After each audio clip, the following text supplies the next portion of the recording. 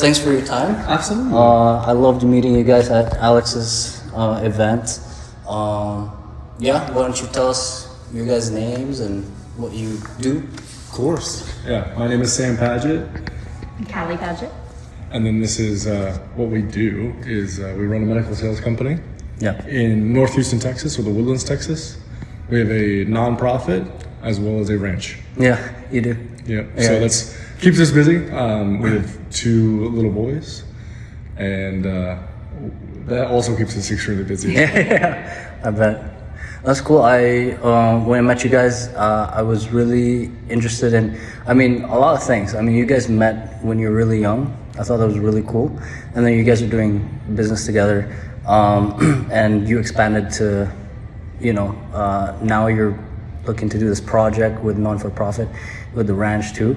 I just want to learn more about that, and kind of maybe you could expand on that. I love that. Yeah. So I'll backtrack to our history. Yeah. So I was 16 and she was 14. Yeah. So sophomore in high school, freshman in high school, and just started as pure dating, like anyone would, and just over time, just kept kind of moving it. Yeah. Year in, 2 years in, 3 years in. Now we're in college, post-college. Now we're through college. First job, moved to Jefferson City, Missouri. Okay. Worked a job there, and then I got noticed, and then we moved down to Houston, Texas. Yeah. And then from Houston, Texas, had our first baby boy. Yeah. And then, 5 years later, 6 years later, had our second baby boy. Yeah. How old were you guys with the first baby? 26 and 28. Yes. 20s, Yeah, nice. so late 20s. Yeah.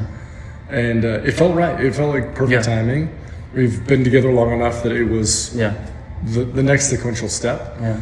And for us, as we integrate into moving from dating to fiance to married, we had enough time for her to be a little girl, for me to be a little boy. Yeah.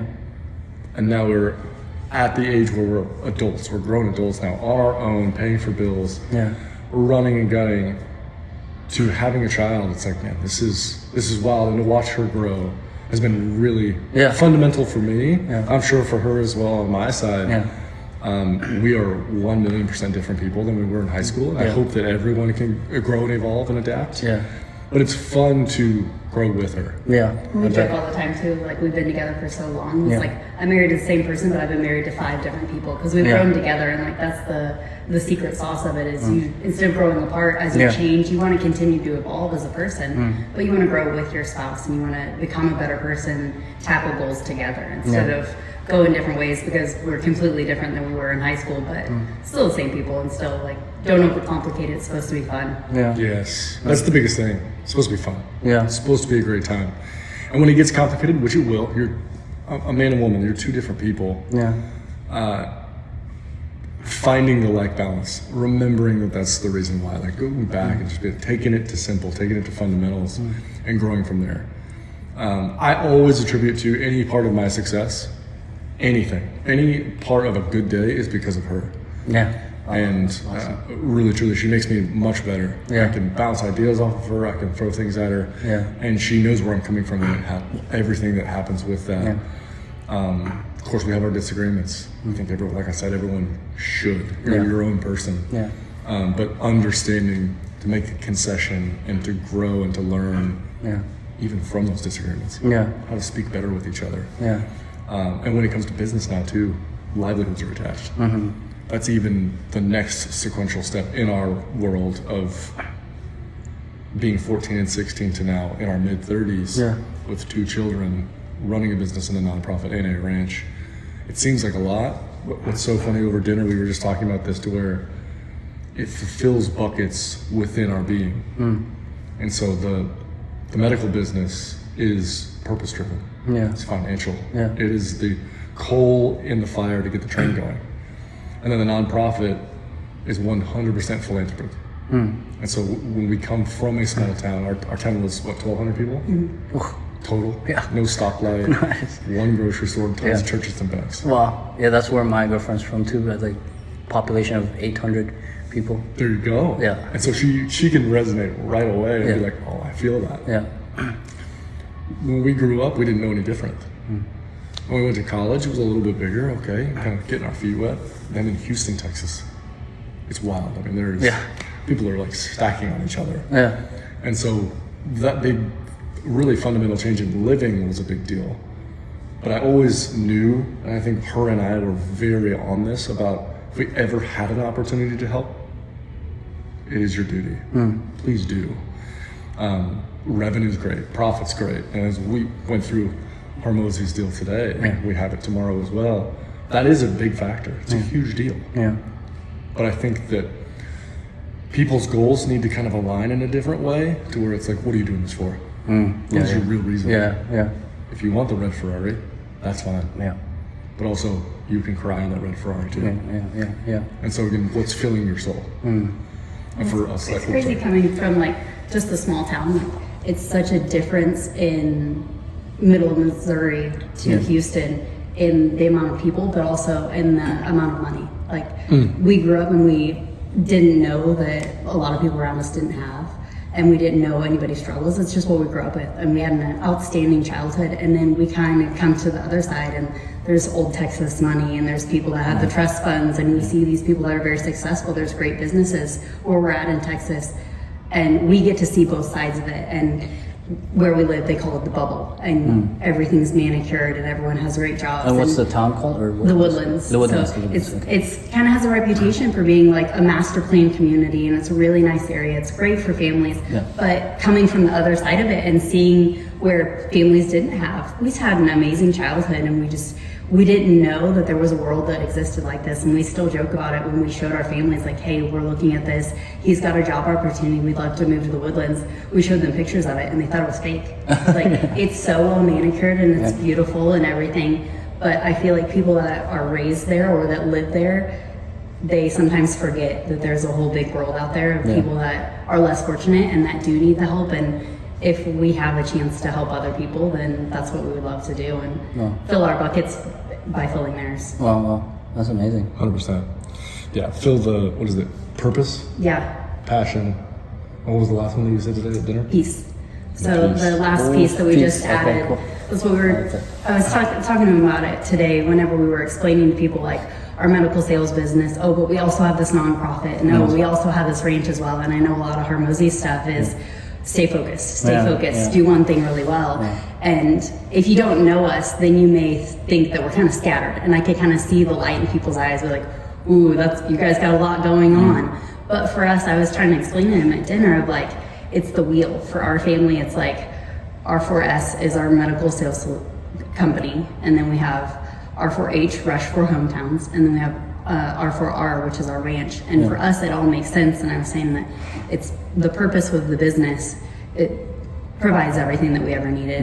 And then giving back. And then the last year we bought the ranch, and that's where we had the peace. And it kind of helped us balance everything out, because starting up this business and having 2 small children and not having family that lives close to help us out, burnout is a real thing, and it can happen really fast. And us coming from that small town, it made sense. We like that rural. We love going outside. We wanted our kids to kind of be raised like 90s kids. Go out, mess in the trees, go to the creek, all the things. No iPads. Build forts. And it kind of brought us to the next kind of purpose in our life was eventually we'd love to turn our ranch into that wilderness retreat of we love anything like health and wellness. And I feel like that's a piece that's missing in today's society. Everyone's so plugged into their screens, and everyone's so go, and how much money can we make, and are we hitting our goals?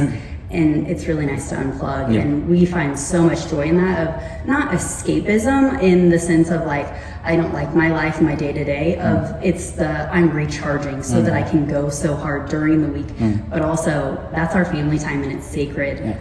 We really can unwind on Friday afternoons after we get done with work, grab the kids and get 2 hours out of town and just hear the crickets and have quality family time as much as we need. And it's there. And now our next piece of it is to getting to that fixed up so that we can share it with other people. And he's very business minded, of course, and is how do we make this purposeful for us? So now we're taking this that we have for just us, and of course we want to share it with others. So we started researching into what we could do. So we have a spot on our ranch where it has a single family dwelling, and we're going to turn that into an Airbnb. So we can have all the extra benefits of that. We can share it with other people. We can have people come out. And then we added on with our black buck. So you can talk more about that. That's his passion project on it. Okay.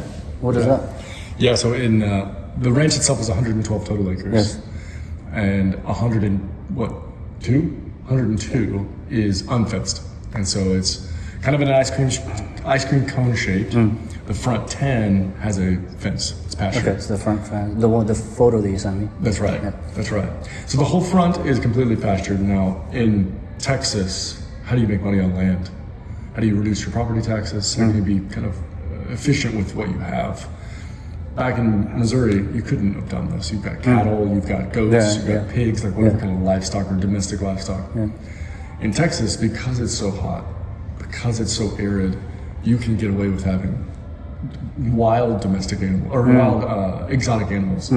Black buck antelope, scimitar oryx, Arabian oryx, hoodoos, bongos. Like you can have some wild animals on your ranch that you are intentionally putting there in order to breed, in order to raise to sell, in order to breed to sell their offspring. There's a myriad of other ways, but in doing so it reduces property taxes, but also gives life to the land. What's insane for us, we didn't know what a black buck antelope was. They're like small little goat-sized animals that have insanely fun horns, the males do. The females look like small little sheep. And what they'll do is delete our property taxes. And so the ranch now is a full-fledged ranch running as an exotic species. And then over time... Did you guys know this coming into the purchase or no? We did not. It was a nice surprise. We've done a couple different like hunts with exotic animals, going and shooting axis, and so we've been on a couple different ranches to kind of see that and take interest in it. And we grew up with family that had always done cattle and livestock and things, so it was like, how do we do something like that, but make it to where it's a lot less day-to-day work, because we're not living there throughout the week. We can still enjoy it. It brings an attraction if we have people coming out to the ranch for like wilderness escapes, Airbnb kind of thing. Is like, wow, we get to see the animals, but also it's enjoyable for him. That gives him something to do with his body. Of we got to go out, we got to feed him, we got to check, make sure everybody's still there. We got to fix fence. So that's another side of it. But also we get to wake up on a Saturday morning and sit on the front porch and watch antelope across the field.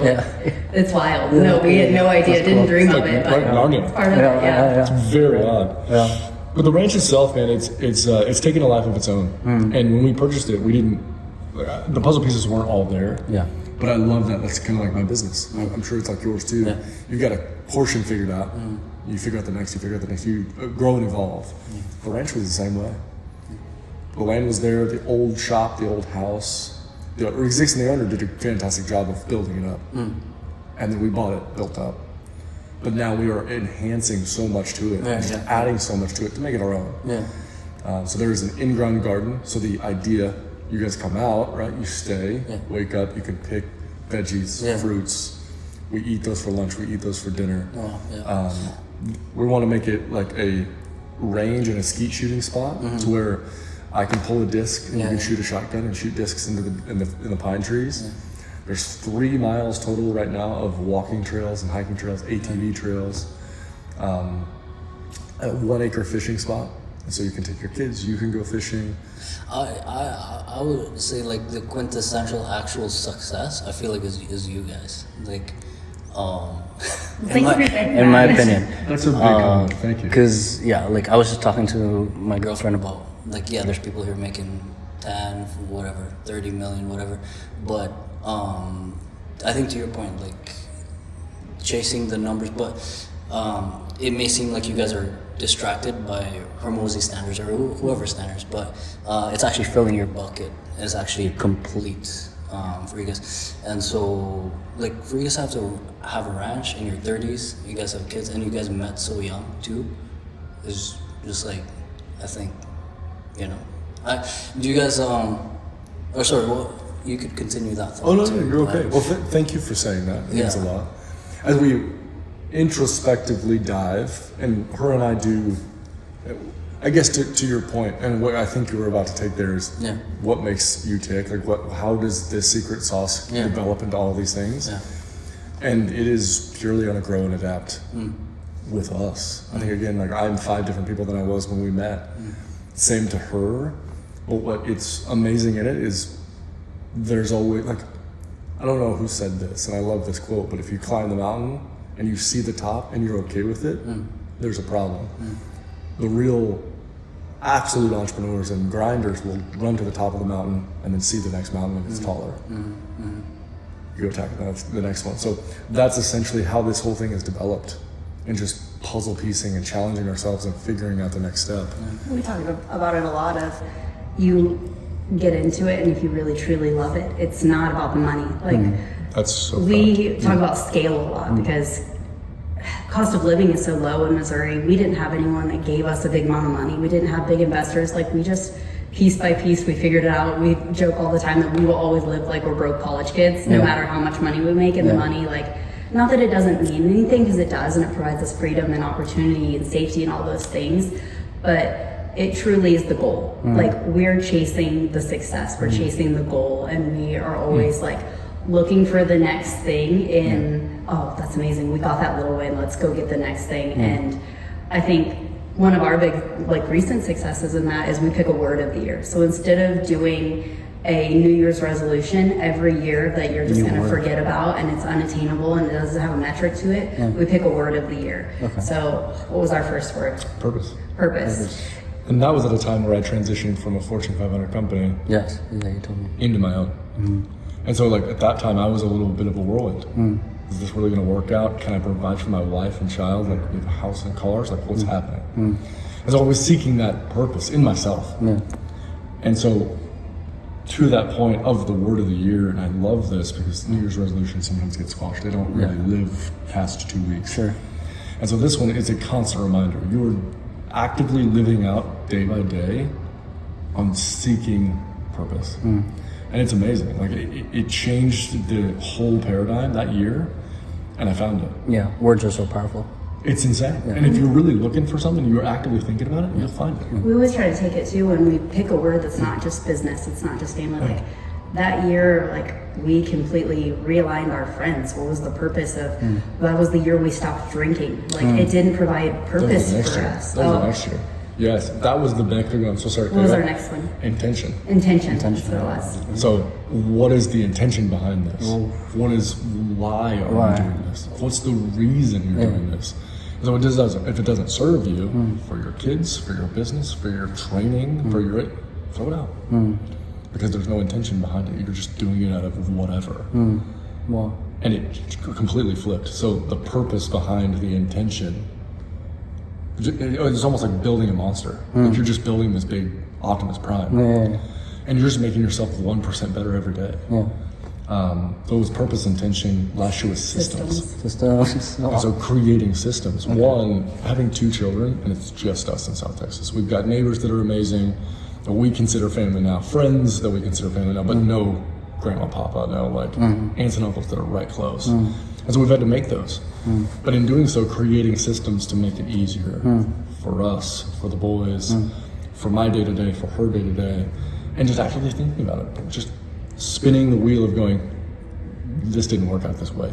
Let me create a better way for it. But again, it requires intention. That requires a purpose in order to get to that spot. Like the next year comes around and you've got a new word, but I'm still thinking like, well, what's that why? Like, because you've thought about that word for 365 days. It's part of who you are.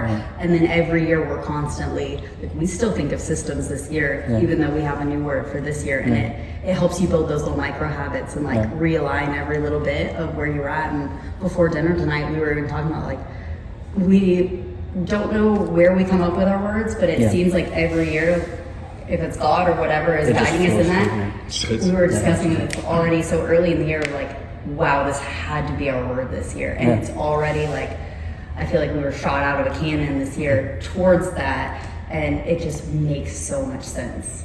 So our word this year is elevate. Elevate. How can we elevate our life? If it's putting the kids to bed, if it's getting a new snack, if it's his business, how do we elevate every little piece of our lives. And so this year we've started pouring more of the business into how do we elevate the business, how do we refine these things, and kind of our sub word, which we didn't even know was a thing, was try.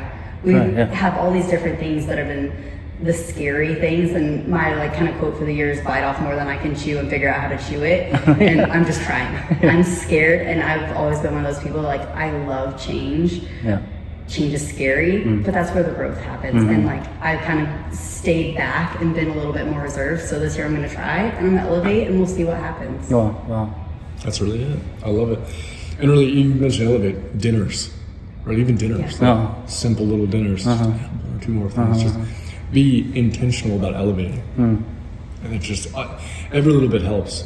One other big one, and this kind of shape-shifted us in the intention spot, was drinking. And so I think a lot of people too, you and I kind of briefly touched on this regarding the ranch, but and this is not a holier than now thing or of course, riding a white horse. Like this is just our choice. 'Cause it was just best for us. And at the time I was training for a big race. Not that anything kind of curved, but I was taking surgeons out, taking friends out. Like race 20K kind of? Oh yeah, so the race I was running for, what was it, the qualifier for the That was 50K? for the 50, yeah. That was for the 50. Rocky Reckon. Yes. Was that the 50 miler or the 50K? The Austin Rally. That was the 50 mile. 50 miler. So this one was Huntsville, the 50 miler, Rocky Raccoon. And at that time, like, drinking was kind of a thing still. I'd take surgeons out, I'd have drinks with them, come home, and it was just, I started to notice like I was more lethargic the next day. I wasn't playing with our son. I was just like, man, this is not fun. I don't like this. I don't like this in me. Throw it out. And when I started to give myself permission around friends, around superiors, around like who I'm trying to impress as my clients, standing up for yourself, being you and being authentic and going, hey, not tonight, I'm good. What about a mocktail? Or like, I'll have a tea or a juice. At first it seems like, wow, what a loser. What are you, like, trying to be like all hippie? Right. You get a little bit of that fleck. Oh, you're not drinking tonight? Right. What I will tell you is doing that one small thing, going against the grain of the norm, right? We're in Vegas. Yeah. You're like, this is it. You gamble, you drink, you stay up late. Yeah. Rinse and repeat every single night you're here. Yeah. We haven't done any of that. Yeah. That's awesome. You make your own rules, you pave your own way, you do it your way. And what I'm getting at with that is like, that taught me so much about my business too. And then what doesn't serve me in my business, throw it out. The lesson learned from not drinking, do it my way, but learn from others, right? Yeah. Alex Hormozi is a genius at what he does. I'm sure I can learn a ton from you as well. But that one little micro lesson taught me internally,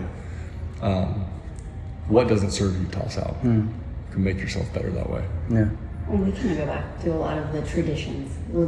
I wouldn't say that we're rule breakers, but we're ones to like question the why and everything.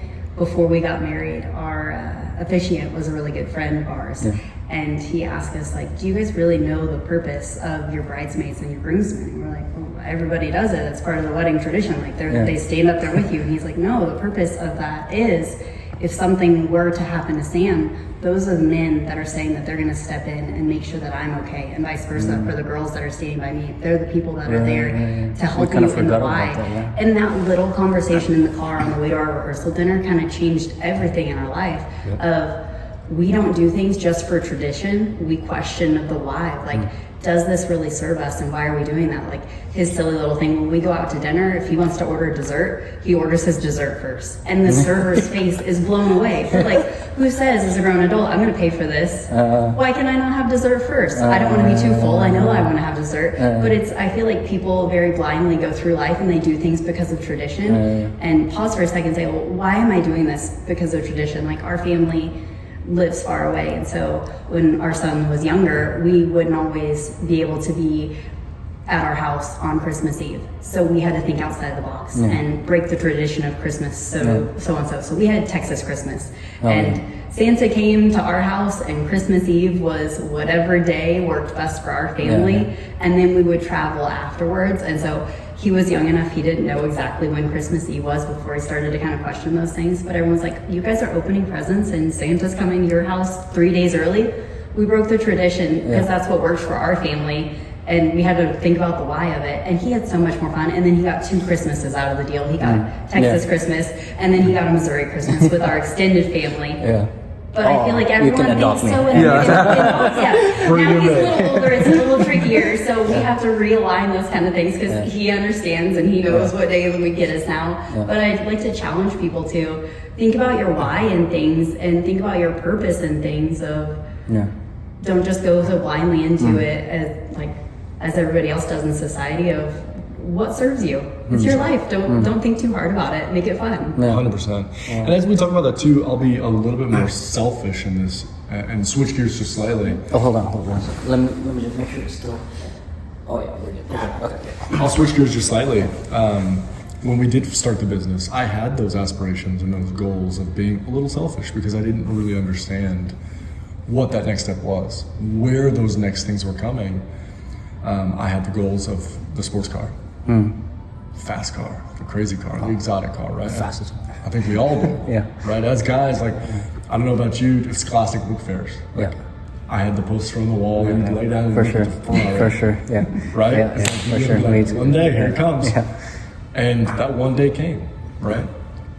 And I'm, again, a very firm believer in utilizing money as a tool for a goal. If you utilize it for material stuff every day, like we've got to go get this Louis Vuitton purse and this shirt and this jacket, it's just frivolous. It just throws out faster than you can bring it in. Now, if you can bring it in fast and throw it out fast, then good on you. But for us, that just wasn't our way. It wasn't our thing. We set a goal. We earn a certain X cap. Go get that car. Not that you deserve it, but you need to reward yourself for your hard work. You need to reward yourself for hitting your metric. And I'm a firm believer in the fact of like, you need to have that aspiration, that goal that you're reaching, and not just have the money as the tool. Like, oh, we hit 5 million this year. Great, we hit 10 million this year. Those are all amazing metrics that are necessary for the business growth. You have to have them. But on the other side, what are you doing it for? Don't get burned out. And so for us, we have that personal side of, we bought a Shelby GT500. Ooh. It's amazing. Classic, yeah. It's amazing. Yeah, beautiful. 2020, all crazy. It's a carbon fiber track pack. Yeah. But again, where's the purpose? Where's the intention come from this? The back was a rear seat delete. It's a mat. I pulled the mat out. I installed rear seats. Now there's 2 car seats in them. Yeah. On Saturday mornings, when we're not at the ranch, we'll load the boys up. We'll go to a car show.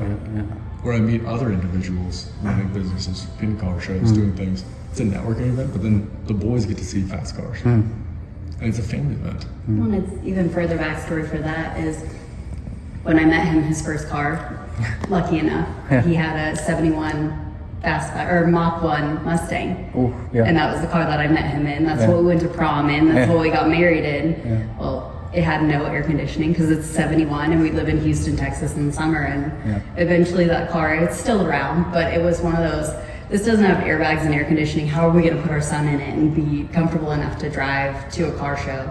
So we get the new Mustang, but it still has that like value to us of the, like, it's the sentimental piece of it, but now we get to share it with our son. Instead of just, most of the guys, they say like the midlife crisis of the red Ferrari. Ours is family based on Saturday mornings where someone's excited to get up and we could go all hop in the Mustang and go to car shows and stuff, and he can network and talk to other people that are like-minded individuals, kind of like what we did today at Hormozi. But it's still that purpose behind it instead of just that I have the money. But we joke around too. One of the other sayings is, if you have FU money, what's the fun if you never say FU? So it's we hit that money of we're young, we have the money, we want to enjoy having the money and having the things with our kids now instead of waiting until we're retired.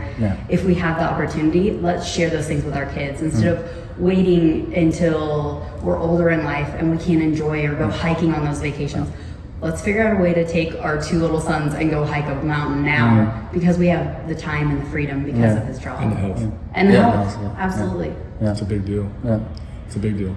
You know what's so like sad is like you guys don't have social media and like, but like you are the people that I feel like so many people would follow and like watch. And so it's just kind of like, I just wish that you guys were like, had some sort of like, because I would watch you guys and like the philosophies, I guess, or the way you think is like so cool. I've never heard of like eat dessert first and then just the way you guys rearrange things to like make it suit you guys. And the fact that you guys are so, like, I think it's pretty rare. Like, you know how they show the chart of like 0.8 hits 10, who cares about that? You guys, like, you know, meeting young and then being this successful, in my opinion, I think you guys are pretty successful. And having what you guys have, like, at your age is like pretty cool. Thank you. Appreciate I think it's like, that's like way more, like in that chart, I don't even see anyone else in the event that's like you guys, or let alone in the world. I don't know. I think like Alex and Layla Hormozi, they are like kind of, but like you guys are more locked in on maximizing life and not revenue. You know. And I'll take that, and I love that. So thank you for that compliment. Yeah. It means a ton. And I'll attribute a lot of that to our adaption, Jesse Itzler, Devin LeVake. Both of those guys, and if you haven't heard of them, No, never heard of them. please give them a follow. Okay. Jesse Itzler, co-owner of the Atlanta Hawks, married okay. Sarah Blakely, which okay. CEO of Spanx. Yeah, right. She recently sold it. He is 100% dialed in life. Of course, some people could be like, you can, because you have a billion. Makes sense. You should enjoy your Makes life it easier, now. yeah. Makes it a little easier. But he did that early. And we were already kind of getting there in puzzle piecing, but like, oh, let's do it now. Let's figure it out now, right? Mid 30s rather than mid 50s. Let's go to Montana and go hike. Let's go hike up this mountain and see it with our eyes, but then have our little son see it too. When we're in our 50s, that's gonna be way harder to do. And so, thank you for the compliment. That means a ton, and that just goes to show too that what we're doing is our path. But again, the community and the atmosphere of what we're trying to create with the ranch, how we're trying to assist in the nonprofit, means something. It means we're on the right path.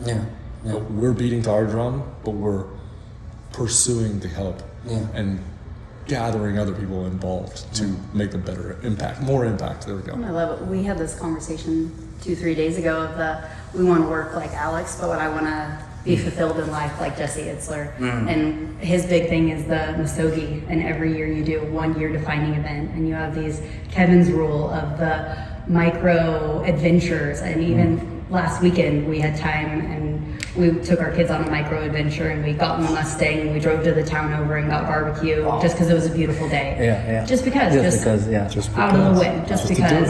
And then every year we try to pick something that scares us. Last year we had our second child, which scared me because we waited 5 years in between. We don't have any help, and everyone told us you need to have a kid at 2 or 3 years. Oh, that's a perfect age gap. And we broke the rule and asked why. It's too much for us. So we waited, and so that was my Misogi, and then we bought the ranch. We had no idea what we were doing, and that was his Misogi, and it scared us. And I remember it came to the end of the year, and everyone always does their like end of the year wrap ups, and we were looking, and I was like, our Misogi was too big. Like we're not done with our Misogi from this year. Of we don't have the ranch where I want it. That's amazing. We bit off more than we could chew. We're still chewing on it, and now this year it's already time to come to our next Misogi. But it's that balance of I love Alex's stuff, but we talked about this the other day of you don't never want to meet your heroes in the sense of like you idolize them, because I don't want his life. I want a little piece of this, a little piece of that, and I want it to be my life, because Alex and Layla don't have kids, and they've done what they've done, which is incredible. But we always talk about it like, yes, it's great to be a business owner, but then when you have family to balance too, it's so much more, because it's the constant struggle of the guilt. Am I working too hard? Am I not spending enough time with the kids or time on us? But we have to put time in the business. That way it funds everything else in the house. And it's that, he hates the word balance, but it's the harmony of it. It's the harmony of all of it, and taking these little pieces from all these experts and other people and making it your own. I love that. And something maybe that I can kick to you. I had a tough time probably late 23 into 24 and really started to develop in 25 was the harmonizing. How do you balance all this? 2 children, ranch, nonprofit, business, friends, family, friends Health. that call, this, Yeah. fitness, like Absolutely. waking up early, waking up, like, there's just so much going on. So how do you really put that into buckets? What do? You can't do all of it. It's a simple answer. The other one too is I'm a pretty visual person, very future person.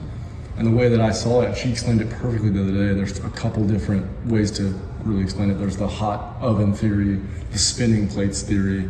But the way that I see it is buckets. It's almost like pillars, like a bar graph. And so mine on the bottom are a couple F's. So fitness, family, finance.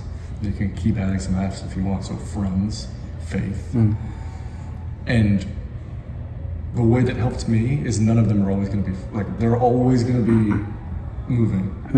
Yeah, Constantly. got it, yeah. Constantly. They're So like up, down, up, down. you and I right here, developing a friendship, right? So we can put friends and start to kind of increase that. Right. But we're here for finance. It's really why we're here.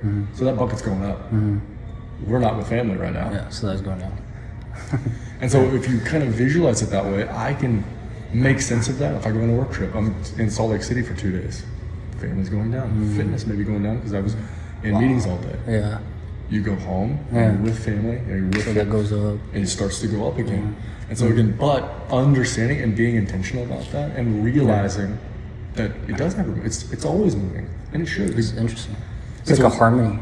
Yeah. Exactly. It's like a musical note. You Yeah. have to just kind of keep playing with.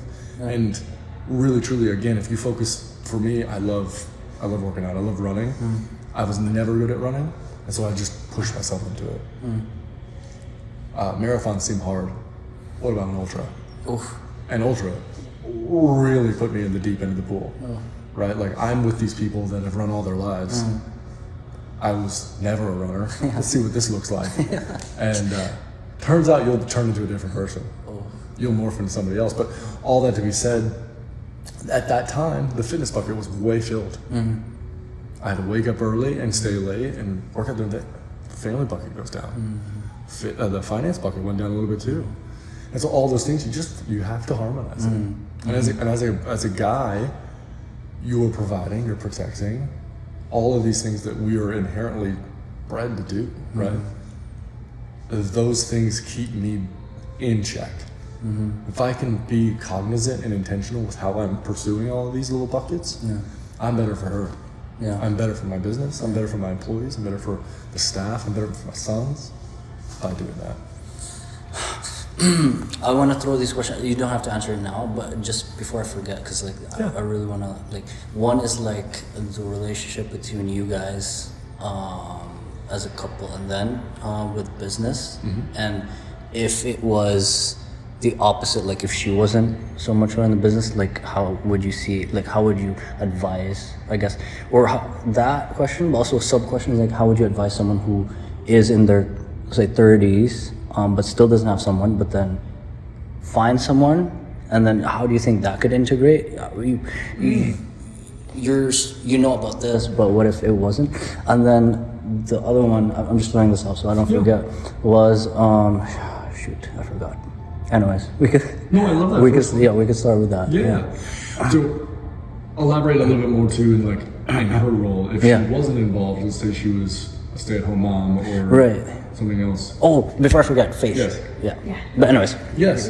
So elaborate a little bit more on your question about that first little part. Yeah, so say if she didn't care about business,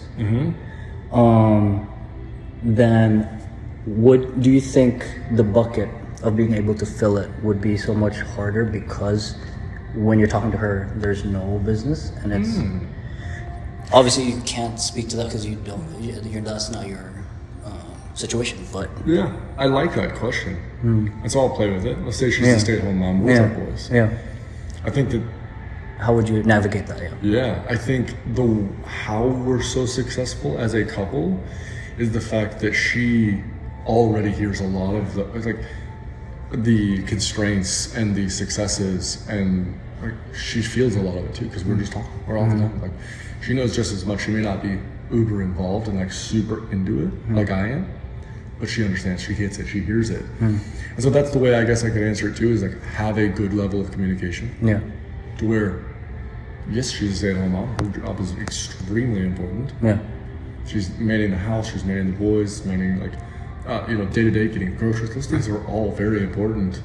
But the fact that she's listening and being a valued spouse, a valued partner in this, in terms of not a business partner, but a spousal partner, that I'm able to kind of regurgitate the day in a sense. And she listens and she understands already. Oh yeah, I remember you said that last time. What about this is this? And so it is an active conversation of growth still, even though she's not involved. Yeah. So just keeping the communication transparent, 100%. regardless. And for her, and I'll give this to her 100%, she gives a darn. Yeah. She cares. Yeah. She's actively listening. That's good. Yeah. Right? She's not like, oh yeah, right. What about today again? Oh my God, did you see this video? And so like to you, it's like, you're not listening to me, like you just don't care. And so that's what I'm saying, like having that active partner that is engaged, that does care, that is involved, really truly matters. Really truly matters. Kick me on the faith one. Yeah. Oh yeah. So you guys believe in God? We do. We do. Oof. Then this is gonna be a 2-hour plug. I love it. Bring it on. You know what's funny about this? Yeah. While we were walking to dinner tonight, I told her, I was like, we feel like we fall up, right? Some people like, I could never get ahead and I keep getting kicked down, and we make these micro decisions and these micro impacts, we fall up. And it feels as if like there's an angel that is like force fielding us. You can turn left or you can turn right in the world. We seem to turn right and it seems to work out. Now some things are errors in the step, like, oh, you step this way, whoa, not that way. But it does feel like that is such a massive impact for us in terms of how we proceed and how we move. I will tell you too, I find God in many ways. Yeah. Totally. I'll go on a super long run, I feel it. For sure. Yeah. It could be Sunday morning, 10-mile run, I feel it. Yeah. Go out to the ranch, you're working on the tractor, shut the tractor off, you feel it. And to me, like that does not need to be Sunday every single morning. Go to church, that's a big part of it. But also constantly seek the small little things in life and give the successes to God. He put you in that spot. He gave you the opportunity, and for us, that's where the nonprofit I think really kind of took shape too, is like, I want to be that driving force that makes an impact. So does she. I want to show the boys like what this is, not only to work super hard, to take risk, to pursue, but also to stay humble. Right? Could I drive a red Ferrari while serving the homeless community? That's kind of silly. Why don't I drive a truck to go deliver a ton of food, and it's more of a utility for them? And so all of these things, it's like there's a lot of ways to do things. Yeah. And this may be our way, but that's the way that we've seen that it works the best. Wow. And I think a lot of it too is not as much of the, are we going to church on Sunday just so we can get the poster and the picture for Instagram in front of the blow up? For sure. Like, where is our value? And we talk about it a lot of the live like a Christian, treat others the way that you want to be treated. And we could do better on the witnessing to other people, but the way that we can provide value is to help others in any way that we see fit, and every single person that we meet, that they feel God's presence in us. And that through how we talk to people, how we treat people. And I'll credit him on this, he treats every single person he has ever met the exact same. A homeless person on the side of the road, he's gonna pull over and he's gonna give him his extra Chick-fil-A. If we're walking into one of his accounts in a hospital, he knows every single person in that hospital, to the CEO of the hospital, the surgeons, but also the janitor. He's gonna stop and he's gonna ask her, hey, how are your kids doing? Because you just genuinely care about people, and he does such a good job. And I joke all the time, like, he's a golden retriever and would love to talk to anybody at any point in time. But also he treats everyone the exact way, and I feel like Christ has really shown in that, you don't treat anybody different. Everyone deserves your time, everyone deserves your love, and that's what we're so fortunate in being able to witness and serve as we get the nonprofit off the ground. That's our way of giving back. It may not be as much of the witnessing and the reaching out, but that's where we're trying to find our purpose in it. That's right. What value, impact, and what legacy are you leaving? That's the biggest thing. Really, and showing our kids that too, of Totally. you treat everybody the same way, and if you see someone that looks different than you or has a disability or however, it's okay to ask questions because they're young and they don't understand, but us to be able to communicate that and show them that there's people that aren't born in the bubble and it looks different in different places of the world, and people have different things, and not to be entitled but to be grateful for what you have, and like we're fortunate to have these things and to be able to do these things, but also we're gonna have hard work and we're gonna teach you how to treat other people the right way. Yeah, they don't teach it at school, so actually doing that is pivotal for them too. Goodness. Yeah.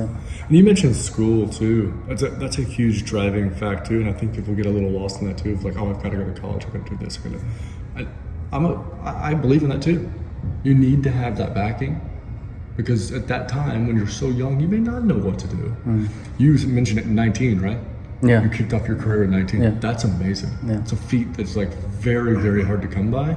Doesn't happen often. I'll tell you, at 19, I didn't know what I was going to do. Yeah. I had no idea. And even to backtrack, a tiny little piece of history with me, it was probably when I was 19, huh? Yeah. I interviewed, and I was with the Missouri State Highway Patrol. Ooh. And so I passed passed the written, passed the physical eval. What's the next one? With the polygraph, right? So they strapped me up into a chair and literally had you sit, ask you a ton of questions, and I passed that. Next thing was the board interview, and I failed. Didn't ask the right questions, didn't answer the right questions, I failed. But again, God was there for me. There was a reason for it. Didn't feel like it at the time because I was like so steadfast on it. Here comes the next wave. I do the same sequential steps. The next phase is here. So I had to repeat, as I guess to say. Hit and started passing. My college graduation was the same day as the next wave. So I looked at her and I said, oh, Highway Patrol's done. She's like, Kind of a crossroads in life. Of, are we gonna go and try to get this job opportunity? Am I gonna go to this next step and am I gonna pursue the Highway Patrol? Or do I go and I walk at graduation and I finish this chapter of my life? And I was like, I worked really hard. That's the first one in my family. Yeah. Oh wow. And so to me, that was a huge deal for me. It's a huge deal for my parents, more or less, to watch like their son walk. It's a big deal. So I was like, that's what I'm doing. And it was almost up 100 to 0, which it didn't need to be, but it felt that way. So I was like, it's gone. And again, God was working. I worked at a lumberyard through college. One of my best friends in high school golfed and randomly butted up to another group, and the guy was with an endoscopy company in Missouri. I came back and he goes, man, it's got great benefits, great this, great that. And I said, let me look into this. So I started typing. Oh my gosh. I got really interested, started to pursue it too. He got it first. I ended up getting second. That's when we made the move to Jefferson City. And what's funny, again, everything at work, I was so obsessed with anatomy, very science driven as a kid. Everything else can kind of fall to the wayside. I was just very intrigued, like how the body worked. It's wild, like how the stomach this and the brain this. And it's just insane to me. So I was just very into it. I fell into this role through medical device. So I was like, oh, this feels very perfect. This feels What's very really elegant. cool about it, he had no idea that this role was even a thing.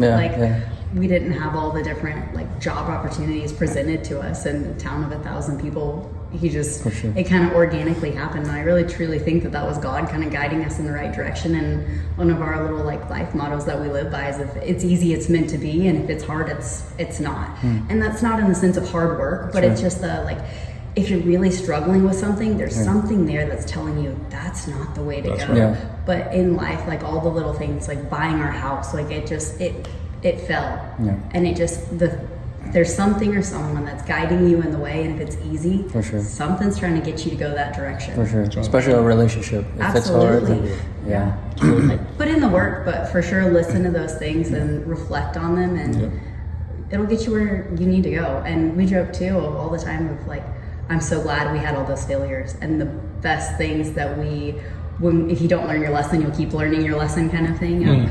the biggest lessons we have in life that have truly shaped us to our core were all of those non-lessons and the failures, and when we didn't listen to that rule and we kept pushing and kept pushing and kept learning the wrong lesson over and over and over and going in the wrong way, and God was trying to steer us back in the right way, and when we finally got in the right way, we looked in 2020s too clear, and we're like, wow, we had to go through that to teach us this lesson, and now we'll never learn that again. And it made us stronger, it made us better, it made us change from all those things. Absolutely. You mentioned like the value, right? That I go into a hospital, I know everybody. I've switched my perspective too, and how I look at things, like even like Hormozi today.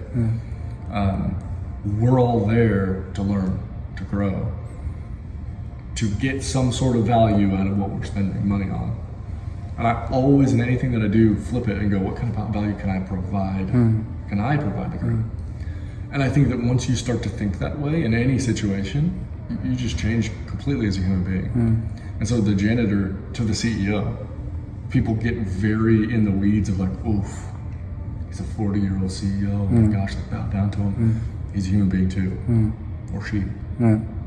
Same as the janitor. It makes you a well-rounded human being when you can speak to both, treat them as if they're the exact same person, because they are a human being. And you're instilling that in your kids by teaching through, what's the word? Doing. That's right. Essentially, monkey see, monkey do. Very much so. The value part to me, the value of the impact and the legacy. What kind of value you're providing, or what you're doing actively, the impact that you're making while you're doing it, and the legacy that you're leaving. So if God forbid something were to happen, what are people going to say about you? So let's say, well, I want to keep talking about, one last thing about faith is, were you guys always, did you guys always believe in God since you were young, or did that come to you guys at a certain point in time? I would say, we were both raised in the church, both of our families, and that's awesome. With us meeting so young, it's kind of funny. I was 14 and he was 16, and it was you guys want to hang out and go have a date. We went to youth group together. That was our first getting to hang out. Awesome. I got to go to his church on Wednesday night, and we got to do youth group together. And that's I think so cool. That helps. That's such a blessing, huh? It really is. It was a big deal. It was a big deal. It was awesome. Yeah, and it shaped us as a young age, right? Going to mission trips. Again, it keeps you grounded and humble. And as you're a young man or a young woman, like you see, go to Mexico, Reynosa, Mexico is what I remember right off the top of my head. You have a home you're going to. Your parents, you don't know any different, but you're still sleeping in a bed, right? You go to Reynosa, Mexico, and it's dirt, and it's plywood, and it's like, these people are living like this day to day. And so again, just people take so much for granted, they don't really, truly realize it. That's amazing. Like I found God like 2 years ago, or 2.5, almost 3 years now. And before that, I was an atheist, like hardcore atheist. I was like, believing God is stupid. Like these people believing in fantasy, this is the dumbest thing. And that's where like most of my life, I started business young and I was making money, but then I was blowing it on partying, drug, like all the things, all the stupid things, and addicted to like everything basically. And so God was the only one, like accepting Jesus was the only one that like freed me from literally like cold turkey overnight. After 8 years of doing that lifestyle, and my heart changed too. Like I used to look at people and think of how can I take advantage of them, how can I like rob them, or how can I like make fun of them or something. But after accepting Christ, like it completely changed. Like I'd look up someone and be like, oh wow, that's like a child of God. Like how do I, give value to them? God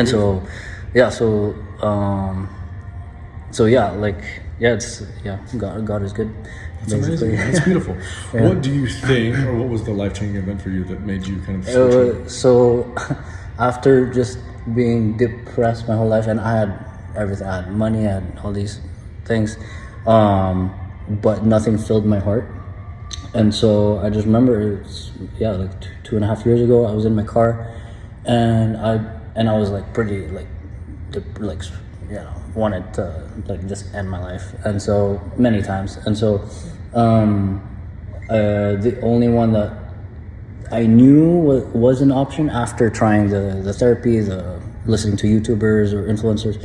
The only thing left was I heard about this Jesus guy. I'm like, and my parents were Catholic, but we never really like practiced it. So I heard about Jesus, so I tried him out in my car. I'm like, okay, fine, let's pray. I've never prayed in my life. Yeah. And it was like a 4-minute prayer, and after the prayer I was just weeping. I've never cried in my life. I was that wannabe tough guy, but I really was the weakest guy ever. Okay. And so I started crying. I'm like, what is this? And long story short, like it felt like I just took one baby step to him and he took 3 to me. He was just waiting this whole time. He was just waiting, and I just like took a little, and then he's like, okay, fine. And so but to answer your question, I was just done with what I was doing, like the hatred in my heart, the drugs, everything, and and I just surrendered. I'm like, okay, fine, let me try. And then I just surrendered my soul to him, and that's pretty much it. Yeah. So awesome. I love to hear that. And that's, again, like, was there a void that you needed to fill? Yeah. And there obviously was, right? And a lot of people, again, I think that they get wayward in their goals. If you would ask everyone in the room today, what's the goal? What are you doing? What's the big thing? Everyone say profit, revenue. Of course, like we're all talking about business.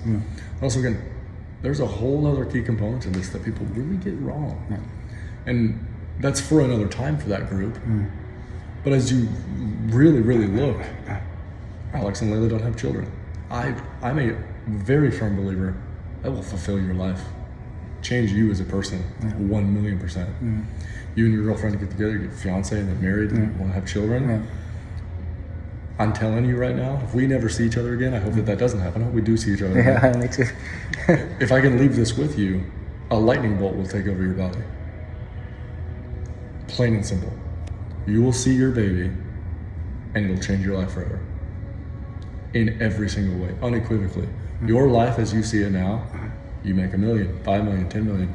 Changes. It will not matter. What you do is for them. It's funny. I was talking to her, and I was like, "There's people making these numbers, whatever, or hitting these numbers." But I was like, at the end of the day, nothing really mattered, because I was just so excited to talk to you. I was talking, and I truly like believe that. And so like I think family is like. That's amazing. There's a reason why we're still talking. Like, God's here. He's the reason why we I feel continue it. to talk. Right. He's the reason why I'm like, I'm so proud of you for doing that. Same. Like I was gonna say, the way that you found God is so much harder than the way that we did. Because we were raised in the church, and of course you grow up, and I feel like where we were at, it was a hard transition of always being in church, going through it, and then you get a little older and you graduate and you get to that college age and you've got different friends and different things, and you start to question and you start to think on your own and really start to look at, well, do I believe just because, and really diving deeper into it. And I think it would be so much harder for me to have gone through so much life and be a grown adult and to make that scary choice that's not always cool to really dive in. And he was waiting for you. He was here the whole time. He was just ready whenever you were ready. And that's amazing. That's so much braver. And it was I pushed him away so much in my life, but he still loved me. Like just the most pure guy out there, I guess. And it's awesome. And I didn't know that all I was searching for was him this whole time. I don't know. This is super cool. The money's not it. Like if we're fulfilled, our kids are fulfilled, we can help others and we can live a Christ life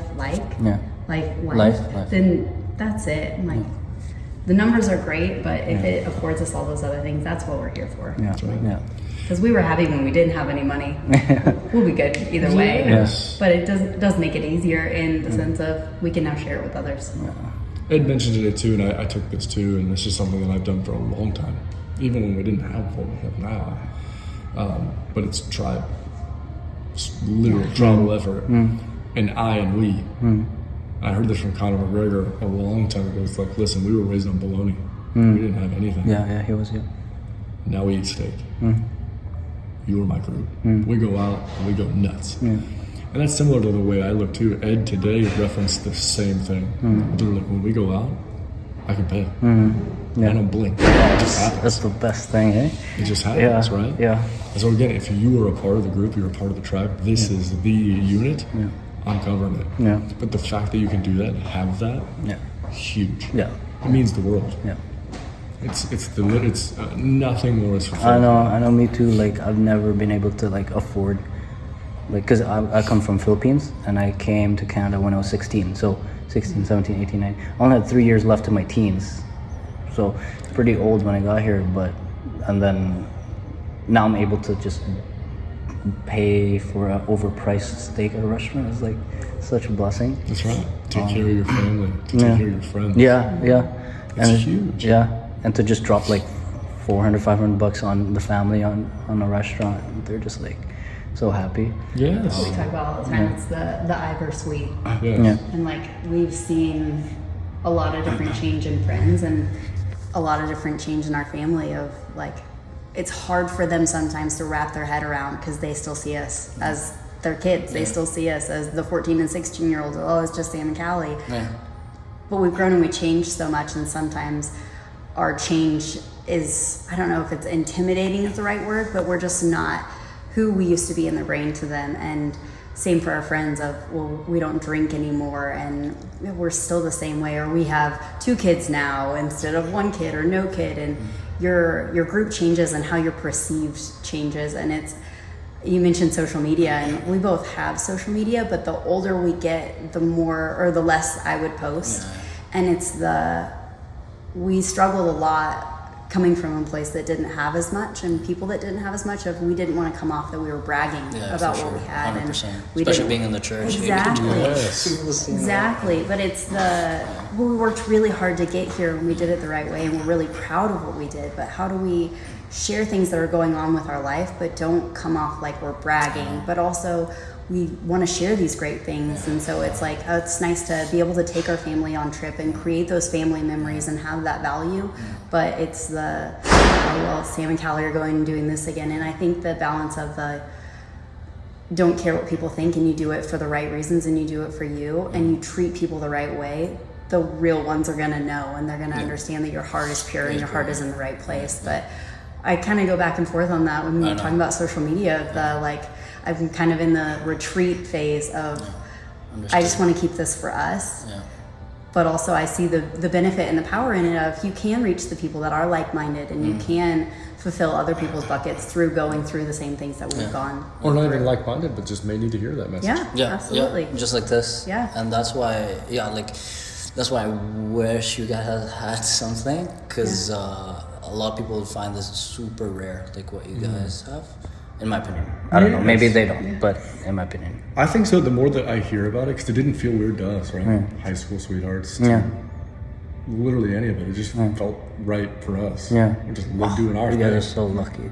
Yeah, so blessed. And we hear that a lot too. And it's so fact. And we are, I know I'm very agreeant in that. It's like just the oddity of it. We celebrated 18 years of a dating anniversary this year. Yeah. We've been together more years than we were apart, and we're in our mid-30s, which is wild. That's wild. Now, as we have kids that are getting a little bit older, and we have friends' kids around that age, like, oh my gosh, 14 was so young. What were our parents thinking? We're like, there was a reason why we were together, and it just kind of continued on, and just be best friends, and don't make it too hard. Like, now we conquer the world together. Like, that's it. That's crazy. Yeah. That's amazing. We were literally just having fun. Yeah. Still. I'm still having fun. Just in a totally different way. Yeah. But it's cool, man. That's the whole thing about all of it, and any kind of message that could literally leave anybody is do it by your standards. Have fun while you're doing it. And think about the legacy. Think about the impact that you can make. And as we're here for business, all of those entrepreneurs in the building, 6-figure, 7-figure entrepreneurs that we were literally sitting with, I think that there's tools and metrics that they can use for their business, but in the end, what are you doing it for? Yeah. What's the real thing, right? Talking about an exit for 250 million, 40 million. That's amazing. That's life-changing money. Then again, what are you going to retire in Fiji? You're going to get tired of Fiji. So like, what keeps your brain active? What keeps you active? What keeps you fulfilled inside your heart, your soul? Yeah. And that's where the ranch comes in, man. I really am a huge love of that. Yeah. I didn't know I would love it, right? This year or last year? Last year, 2025. I had never driven a skid steer in my entire life. Yeah. Never hopped on one, didn't even know it. Drove one for the first time. Yeah. Had to move a couple things, got it stuck, got in trouble, but you had to kind of learn how to work it out. Yeah. All those things to be said, try and really, really pursue what you feel in your heart to make what's next happen. Yeah. Find it to be a challenge, but also take the challenge and run with it. That's cool. Make better That's with amazing. it. Thank you. Absolutely. Thank you guys. I don't want to take up too much more of your time, but I got a crazy idea for you. okay. So, little backstory. Yeah. Last week, he had a phone call with a previous football coach of his Okay. for our nonprofit. Okay. And he's currently battling leukemia. And Sam got to share a little bit about how he'd impacted his life and reach out and like, hey, how can we help you? What do you need? Do you guys need help with your medical bills? Do you guys need help for your school, for your football team? Because he was his football coach. And Sam was telling me about their call in the car. And at the end of the call, he was like, man, could I pray for us? Do you mind if we end with a prayer? Oh, wow. He brought me to tears. He was telling me about it. I'm like, that's pretty cool that we can now take someone who's changed our life and go and help and change theirs. Yeah. And I feel like that's a good way to wrap it up. Wow. Yeah. So much so. And again, did you have a mentor growing up? Did you have somebody other than your parents that you looked to and you're like, as a male figure that I can aspire to, that gave you the confidence, that looked at you in a different way, that believed in your potential? No, not in person. No, not really.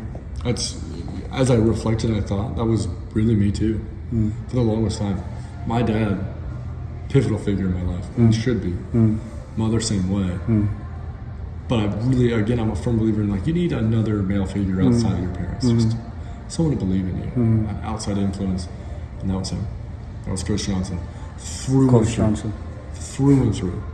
I was 15 playing football, just trying to figure out, right? You're an angsty teen, you're a rock kid, you're a jock kid, you're a nerd, like where you fit in. And he was unbelievable, very pivotal for me, and an intimidating guy at the time. He was probably, 310 pounds? He's huge. I mean, just, he And just pure muscle. just a monster of a human being. He's an impressive guy. At the time, drove a little red Ford Ranger that I didn't even know how he got into. It looked like Donkey Kong. Like he's like sitting in it, like driving like this.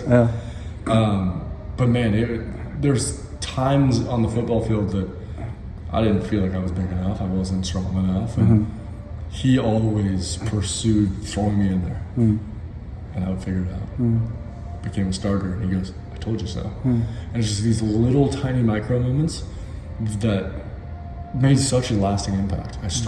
I knew I've always been my way. Always believed in myself, but not to the event of someone else believing in me the way that I saw it in myself. It just brought so much more out, almost like the phoenix came out. It just lit up. And I'll never forget it. I'll never forget a lot of the small micro moments that he made that he may not remember, but I do. And when we left the call, he prayed, but he also, this was wild. He said, you mentioned how much of an impact that I made for you back then, which was almost 20 years ago now, which is wild. You are making so much more of an impact on me now. Look at how full circle this is going. And how is he now? Is he? So we just talked with this Monday. He's doing okay. Still going through rounds of chemo. May have to do a couple different. I think he said a bone transplant potentially. So there's a little bit more of a long road. But he did leave me with there's a list of things that he's going to do right as he comes out. And he goes, I'm going to the ranch. I'm staying with you guys. I said, man, let's do it. Let's go. So. That's cool. That's a big pivotal thing too for a young man, is to find whether it's a youth pastor, whether it's a baseball coach, football coach, music director, somebody that sees the potential in you and believes in you when you're still trying to figure it out. What am I doing? That was such a big thing for me at that time. No, that's good. Yeah, I wish I guess now is God or like Jesus, like Sure. yeah, he's like really the only one. Besides, yeah, like I watch like influencers and stuff, but like Sure.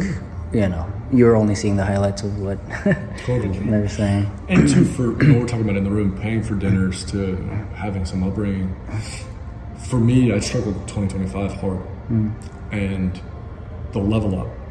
I feel like you and I can definitely talk about this way heavier as we go on with our friendship. But the level up was hard for me.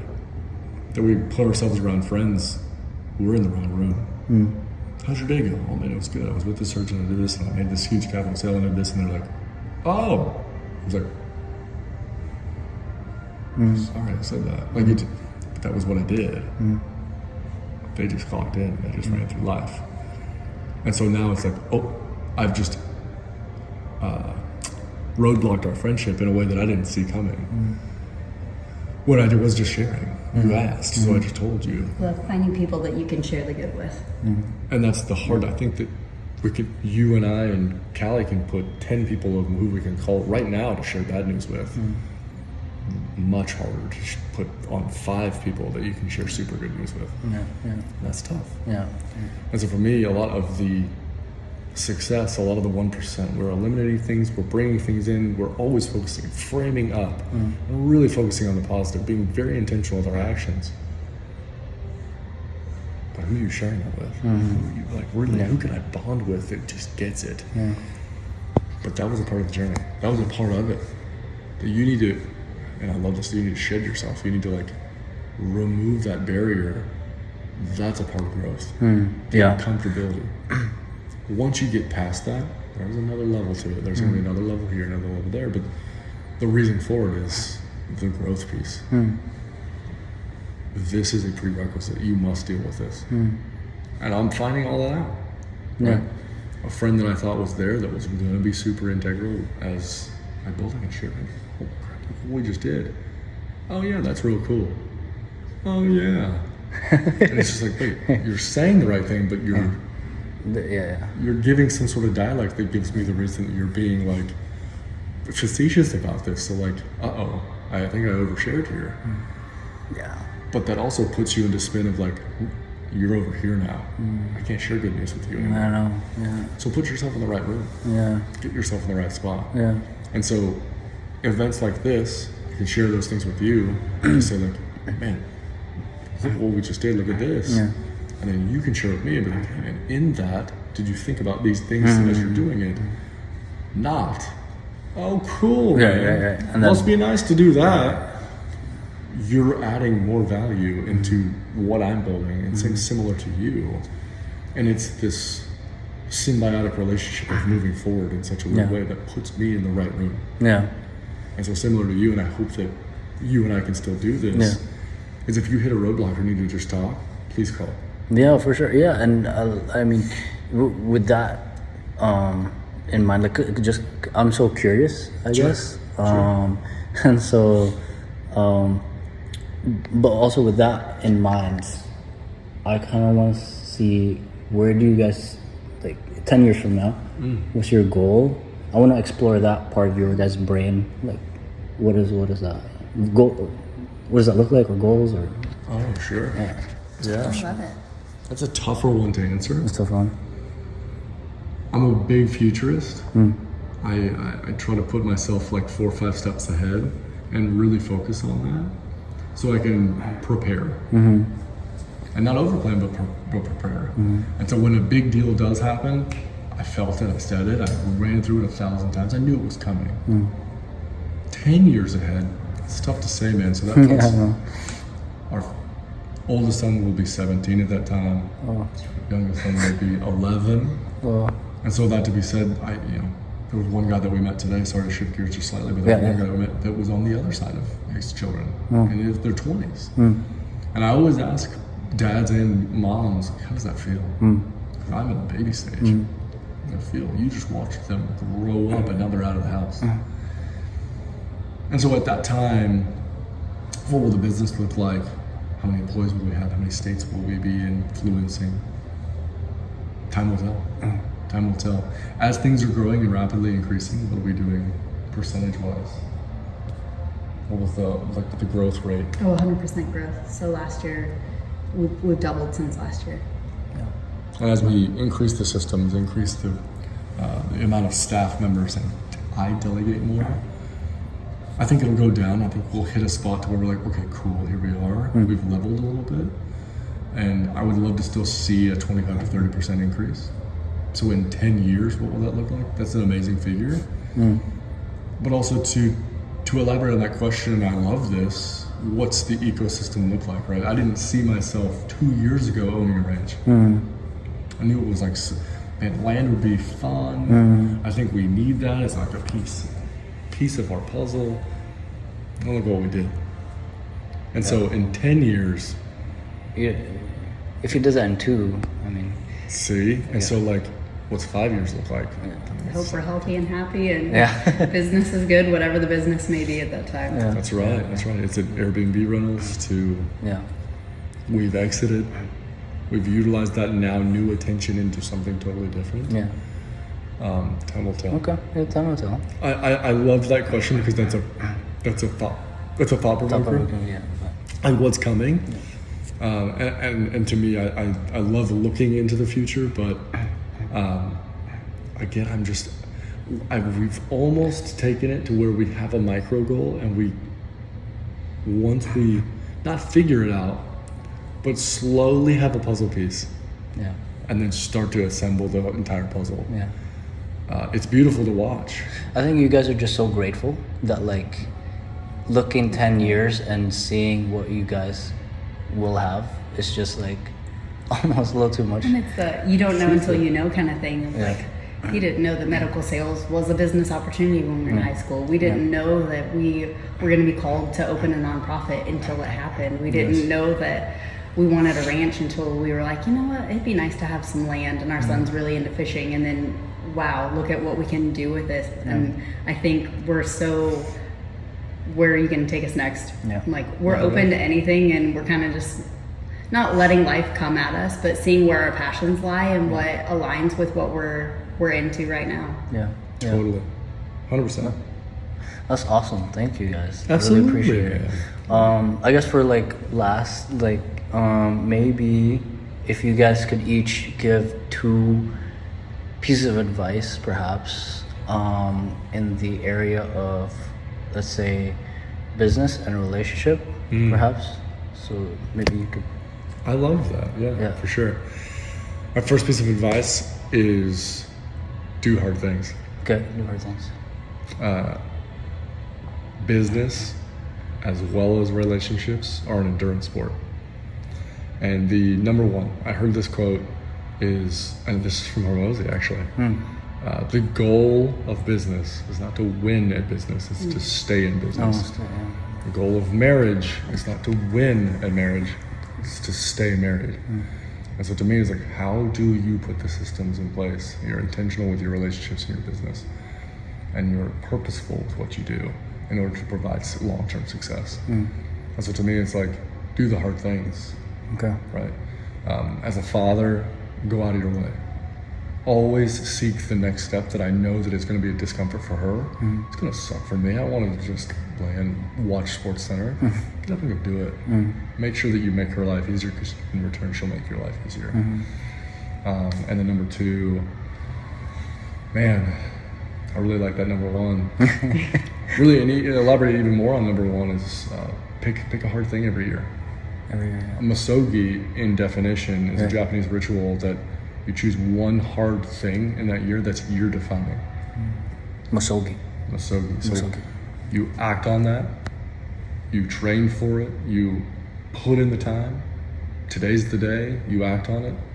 It is insane. You didn't think you're going to do it, you do it. And where'd you learn this Masogi? Jesse Itzler. Okay. Jesse Itzler. So he set out to do a 100-miler. He's not a good runner, ran a 100-miler. And trained for it, did it. Holy cow, look what I just did. And then now every single year he has a different Masogi. One was run rim to rim to rim with his friends. The other one was ride 3,000 miles on a bike. All of these are wild physical. He chooses physical. And I've kind of leaned into that too. But our last year was financial, which was the ranch. It was extremely overbearing, very, can we do this? Can we make this happen? Holy cow, this is a lot additional on our plate. It was a lot of plates that you were trying to spin and try to hold on to. But made it happen. Once you get past that endurance sport, you're like, oh, really hard, but look what we just did. Yeah. You're out of the other end of it. You're like, you feel like you're in the storm, the clouds over you, and the second you come through, you're like, oh, look at this. Yeah. And then the last one was I would push people to challenge where you're at daily. And what I mean by that is dessert first. Ask why. Yeah. Try to change the narrative. Yeah. Be a rebel in a sense. Yeah. Do it your way, right? Yeah. Maybe tough for a 14-year-old to hear that because mom and dad run the house. Right. But as we're in our 30s, I'm a firm believer in like, you make the rules. Like, you're the captain of your own ship. Take steer of it. Pull the bull by the horns in a figure and make life happen. Sometimes things will happen that push you off of that path. You know, a death, ill health, something may happen where it's like, oh my gosh, I don't know if I can recover from this. Utilize that and frame up.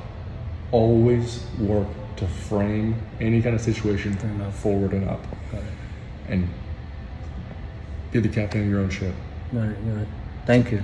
Absolutely. Thank you. Appreciate it. It's Absolutely. way more than 2. You took all the good. Well, now we get to hear from you, Cali, right? Yes, I would say just try. Like, that's my word of the year this year. Like, all these different things of like, everyone waits until they have the perfect model, just make it exist and then make it perfect. And all these people are like, oh, well, I really wish I could do this, or I was born here and I'll die here. And like, they don't ever try. It's like a limiting belief.